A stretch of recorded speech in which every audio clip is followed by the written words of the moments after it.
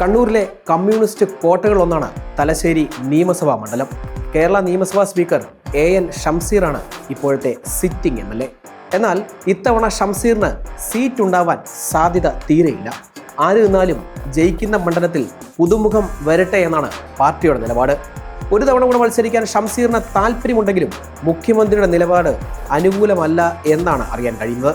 DYFI കേന്ദ്ര committee അംഗം M Shajar, CPM സംസ്ഥാന കമ്മിറ്റി അംഗം N ചന്ദ്രൻ തുടങ്ങിയ പേരുകൾ CPM പരിഗണിക്കുന്നുണ്ട്. നിലവിൽ സംസ്ഥാന യുവജന കമ്മീഷൻ ചെയർമാനായ ഷാജറിന് ന്യൂനപക്ഷ നേതാവ് എന്ന പരിഗണന അനുകൂലമാവും. ജില്ലയിലെ സീനിയർ നേതാവ് എന്നതാണ് N ചന്ദ്രനെ സ്ഥാനാർത്ഥിയായി പരിഗണിക്കാനുള്ള മറ്റൊരു കാരണം. UDF വേണ്ടി കോൺഗ്രസ് മത്സരിക്കുന്ന സീറ്റിൽ KPCC treasurer VA Narayanan, MP Aravindakshan തുടങ്ങിയവരാണ് സാധ്യതാ പട്ടികയിലുള്ളത്. K സുധാകരന് കഴിഞ്ഞാൽ ഇന്ന് കണ്ണൂർ ജില്ലയിൽ ഏറ്റവും തലമുതിർന്ന കോൺഗ്രസ് നേതാവാണ് VA നാരായണൻ. അതിനാൽ അദ്ദേഹത്തിന് സാധ്യത വളരെ കൂടുതലാണ്.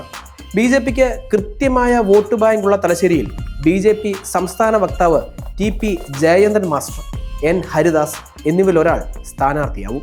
BJP സംസ്ഥാന പ്രസിഡന്റ് രാജീവ് ചന്ദ്രശേഖർ ഉൾപ്പെടെയുള്ള നേതാക്കൾ കഴിഞ്ഞ ദിവസങ്ങളിൽ നേരിട്ടെത്തി കണ്ണൂർ ജില്ലയിലെ തിരഞ്ഞെടുപ്പ് പ്രവർത്തനങ്ങൾ വിലയിരുത്തുകയും ചെയ്തിരുന്നു. ഇടതു കോട്ടയായ മണ്ഡലത്തിൽ നിലവിലെ സ്പീക്കർക്ക് സീറ്റ് ഇല്ല എന്നത് തന്നെയാവും രാഷ്ട്രീയ കേന്ദ്രങ്ങളിലെ ഇനി വരാനിരിക്കുന്ന പ്രധാന ചർച്ചാ വിഷയം.